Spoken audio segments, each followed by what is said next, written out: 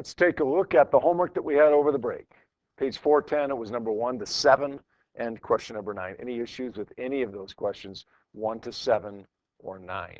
Okay, 6. Any others? 9. 6. I get 9.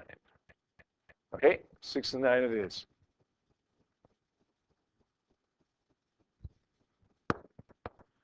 Number 6 says temperature changes in seawater affect the speed at which sound moves through it. Okay, I mean, that makes sense, right? Different temperature of water, it's going to affect the density of the water, and of course that's going to affect the speed at which the wave travels. The density is how close the particles are together is going to affect the speed of the wave, since the wave is the vibration of particles. So a wave that has a length of 2 meters is traveling at a speed of 1,500 meters per second reaches a section of warm water where the speed is 1,550 meters per second. So it speeds up. It's going in cold water, goes to warm water, speeds up. What would you expect the wavelength in the warmer water to be? That is a hard question. Who asked me for that one? That is a tough one. Well, you got two things going on here. Let's write down our givens for those two different things. We got the cold water and we got the warm water here. For the cold water, we know that the wavelength is 2.00 meters. Remember that funny symbol that we learned a couple days before the break? It's like an upside down Y. The wavelength defined as the length of a wave. Pretty easy, right? Except for the symbol. Lambda. The speed in that cold water is 1,500 meters per second. Now, we know the speed in the warm water is 1,550 meters per second. And we want to find the wavelength in the warm water. This question comes down to one fundamental thing that you have to remember from the day that we talked about speed, wavelength, and frequency. Do you know what it is? Stephanie, were you going to ask a question or volunteer and answer that? Could you cross multiply? Yeah, you know what? You can, and it works in this question, but I want you to understand why that's the case. That only works if it's a linear relationship, and V and lambda are a linear relationship. So if you cross and multiply, unless you say in your head, oh, it's a linear relationship, therefore I can do this, okay? Unless you said that, then you kind of get lucky with that. Yep. Good. The frequency doesn't change. Once a wave has been made, the frequency doesn't change. So we know the frequency, whatever it is in the cold water, is exactly the same as the frequency in the warm water. The wavelength changes, the speed changes, but the frequency doesn't. The frequency always stays the same. So let's get the frequency in the warm water, or the cold water, I should say. Let's set that equal to the frequency of the warm water, and then let's solve for the wavelength in the warm water. How am I going to get the frequency, Haley, in the cold water? Good. V is equal to F times lambda. That's the universal wave equation. Let's rearrange that to solve for F. We get V over lambda. So the speed is 1,500 meters per second, and the wavelength is 2.00 meters, giving us a frequency of 750 hertz. 750 cycles per second, or 750 hertz. Good. Okay, that's not what we're looking for, though, but that's okay. Okay, remember what we've said 1,000 times. Physics 20, we'll reiterate that when you take Physics 30 if you take it. You don't have to necessarily know where you're going with the question when you start the question. Okay, if you're able to find the frequency in the cold water, that's something. And maybe then a light bulb will go off in your head and say, oh, wait, oh, that's the same frequency as the warm water. Okay? Even though that's not what we're looking for, solve for it anyways, because that might help you with the question. Okay, we know that is the frequency in the warm water. So now let's solve for the wavelength in the warm water. Let's say, again, V is equal to F times lambda. Lambda would be equal to V over F, because the F goes down by dividing. This time we get 1,550 meters per second divided by 750 hertz. And that's going to give me, what, 2 point something? 2.06? And it should be 3 digits, Carrie, you're right. Because if we look back to this, 3 digits, 4 digits, 4 digits, final answer should be 3 digits, right? So 2.06, you said?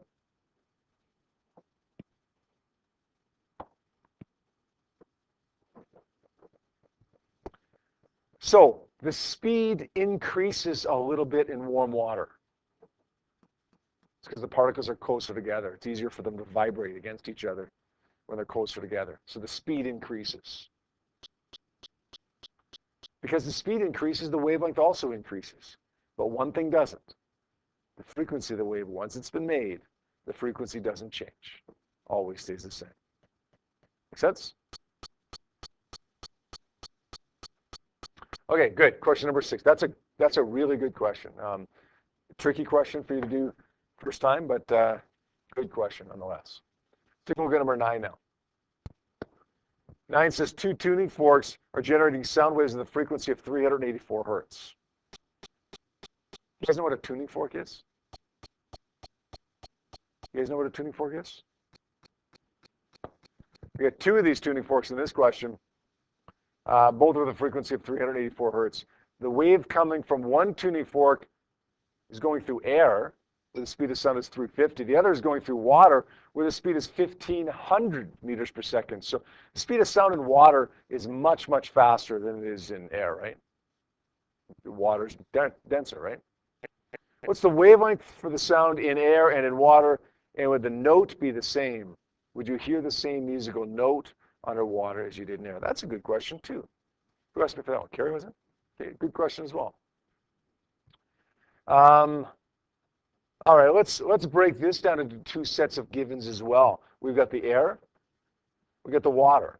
Last time we had, remember, the cold water and the warm water. This time it's the air and the water, the 2 different mediums here.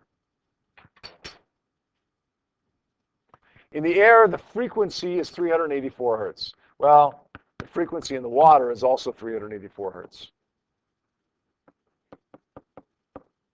The speed in the air is 350 meters per second. The speed in the water is 1,500 meters per second. We want to find the wavelength in the air, and we want to find the wavelength in the water. This one's easier than the last one, I think, because in this one, we don't have to take the result of one and put it into the other.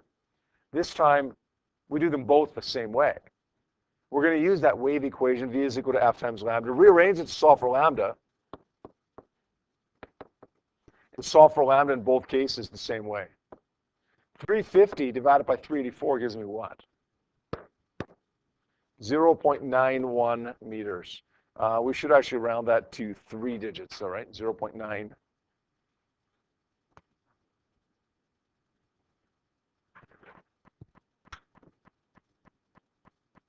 0.911, thank you.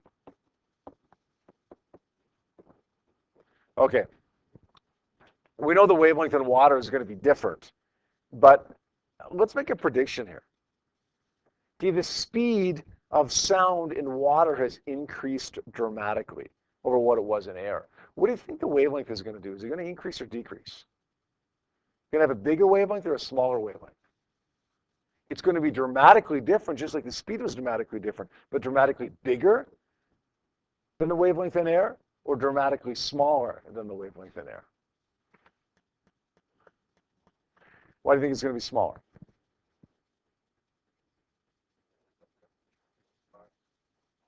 Okay. Okay. Yeah. Okay, so we got some people saying bigger, some people saying smaller. Let's figure it out here now. Let's say lambda is equal to V over F. The frequency is the same. It's 384 hertz, right? The speed, the number on the top, is a lot bigger here now, right? It's 1,500 meters per second as opposed to 350. So what are we going to end up with a wavelength? It's going to be a wavelength that's a lot bigger. That's okay. I mean, I asked you to make a prediction. Predictions aren't always right? We back those predictions up with calculations here. And we find that our prediction was wrong. That's okay. What are we going to get there? Somewhere around 4-ish? Thank you, 3.91 meters. So some of you are right with your predictions. Some of you not so right. 3.91 meters. Okay, question C. would you hear the same musical note underwater as you do in air? Yes or no? Okay, so Carrie says yes, you would. Anybody say no? Anybody agree with Carrie? Yes? Disagree? Okay, you're right. No, you're right. You would hear the same note. Why would you hear the same note? Because the frequency is the same. Yeah. Got it? All right.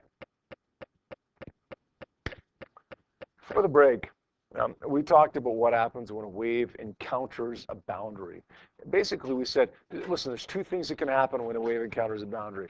We can get reflection. We can get transmission. When a wave encounters a boundary, some of it will always reflect and some of it will always transmit.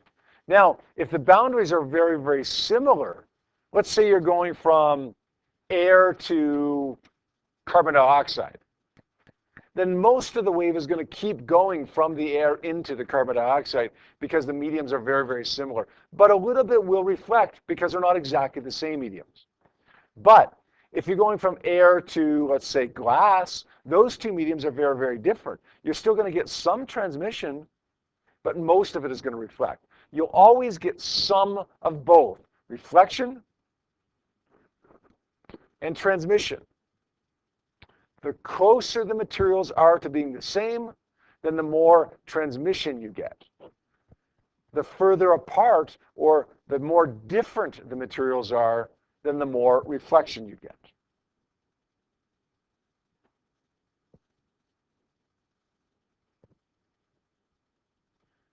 Now, we're going to focus on the reflected portion of the wave here first. And we did a demonstration with this on Friday before the break, right? With a slinky out in the atrium, hanging down from the bridge. Some of the wave was transmitted. Most of it wasn't. Most of it was reflected.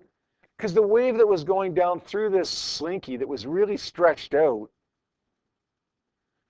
was going through a medium that was not very dense, a stretched out slinky, not all that different than the air. Most of the wave most of the wave was reflected. Most of the wave was reflected, not transmitted. The slinky was not all that dense, but still made it of metal. So not all that, kind of. More different than air to carbon dioxide, right? When we had somebody, who was my volunteer on that Friday? Lewis. When Lewis was holding on to it, he could feel some of the wave being transmitted into his hand, but most of the wave was being reflected. We're going to focus not on the transmitted wave into Lewis's hand, but rather the reflected portion of the wave. Now, we know that some of that wave, sometimes that wave was reflected right side up. Sometimes it was reflected upside down.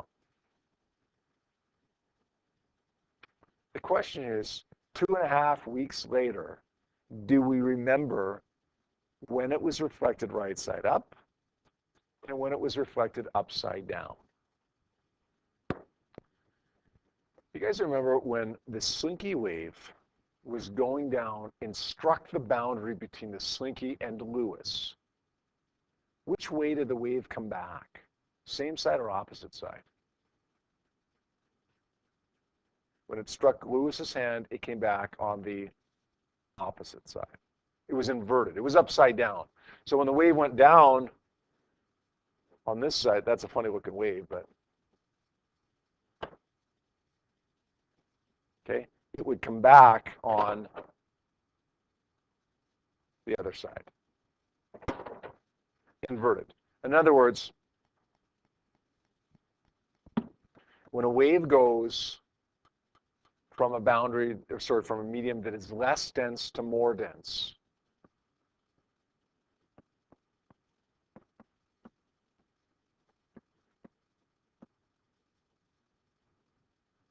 it's going to be reflected upside down. Now, how does that usually manifest itself when it's going from less dense to more dense? Usually that occurs when one end is attached. In other words, Lewis is holding on to the slinky, right? He's going from less dense to more dense, from the slinky to Lewis. But Lewis is holding on to it. So we'll say usually means that one end is attached. If you see a slinky or you see whatever, a string or whatever it is that's carrying the wave, and it's attached at one end, the wave pulse going down when it reflects off of that medium, that new medium that it's attached to, it's going to be reflected upside down, inverted. When's it reflected right side up or upright? Well, obviously it must be going when it's going from more dense to less dense. If you remember the demonstration at all on Friday before the break, when we had the slinky not attached at one end, okay, the slinky wave was going down, down, down. When it wasn't attached at the one end, it reflected back on the same side. When it was going from more dense to less dense, from slinky to air, it reflected on the same side. That usually means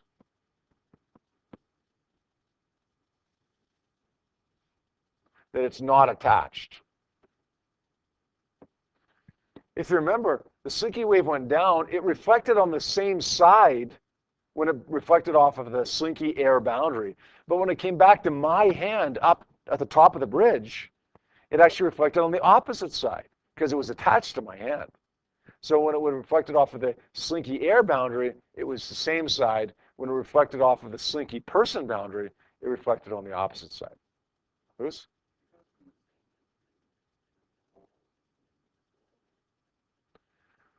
Oh, that's a good question. Very good question. I'll repeat that and see if anybody can answer it.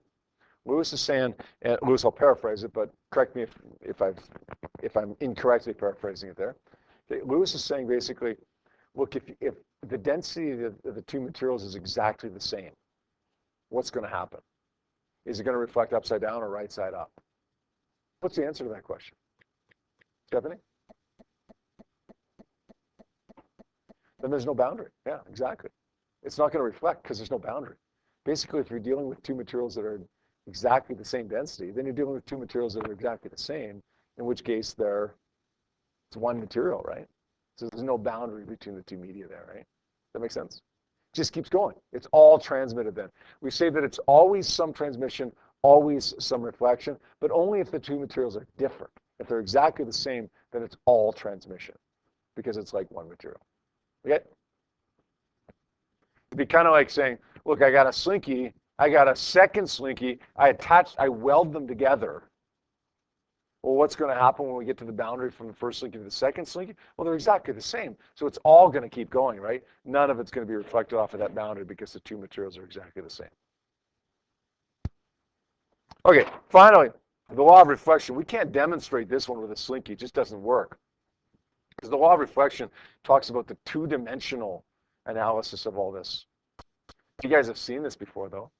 How many people have ever played pool, billiards? Everybody, right? Everybody has. Let's say, here's the bumper of the pool table. And let's say there's the 8-ball right here. But you don't want to hit the 8-ball. The ball that you want to hit is over here. But the ball that you're hitting is over here. You know how to do that, right? You know how to hit this red ball over here from this one over here, even when the black one is in the middle. You bounce it off like this, right? You guys know intuitively what angle to strike that bumper at in order to cause it to bounce off at the correct angle. You guys know intuitively that the angle that it strikes it at will always be the same as the angle that it bounces off at. We actually measure that angle not from the boundary there, but from the normal line. A normal line is a line that's drawn perpendicular to the boundary. Normal in physics means perpendicular, 90 degrees, right? Normal force, it was perpendicular to the ground. Normal line, a line that's drawn perpendicular to the boundary. Theta 1 here We're going to call it the angle of incidence. Theta 2, the angle of reflection, both measured from this normal line, will be equal to each other. That's the law of reflection. And that's not rocket science, right? We know that. Okay, from the time you're 8 years old, you know that when something bounces off of something, it bounces off at the same angle that it struck it at. Okay, the angle of incidence equals the angle of reflection. Now we're just formalizing it for the first time. And we're making sure that we compare the angles as measured from the normal line as opposed to the ones that are measured from the boundary right here. So the law of reflection says, well, you can write it in mathematically, like I have here, theta 1 equals theta 2, or you can write it in words. The angle of incidence equals the angle of reflection.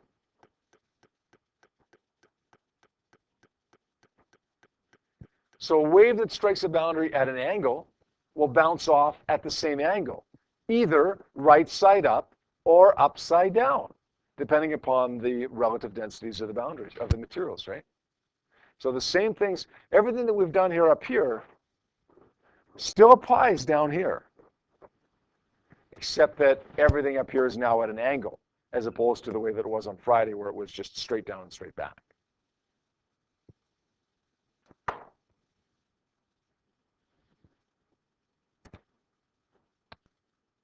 Good. All right, so that's the part of the wave that's reflected. What about the part of the wave that's transmitted? What about the part of the wave that keeps going? Well, we just did some problems for homework. They just analyzed those, or just went over those problems you did for homework over the break that involved a little bit of this. When a wave goes from one material to another, from cold water to warm water, or something like that, then something changes, but something doesn't change. Can you tell me, please, when a wave goes from one material to the other, when it's transmitted, what changes?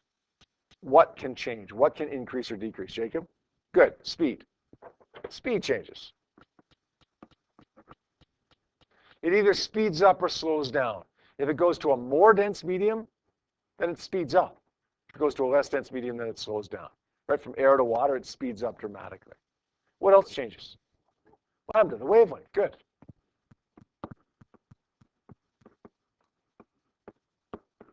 In fact, they change proportionate to each other. So if the speed increases by a factor of 5, then the wavelength will also increase by a factor of 5.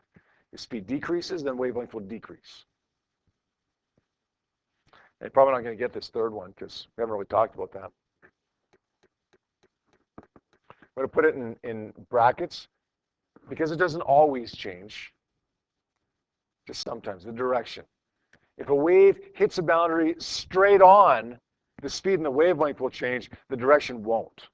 But if it strikes it at an angle, then the speed and the wavelength will change, as will the direction change. Okay, so the direction only changes if it strikes the boundary at an angle. If it strikes it straight on, it's only the speed and the wavelength. Hey, but what stays the same in all of those cases? The frequency. Because once a wave is made, the frequency never changes.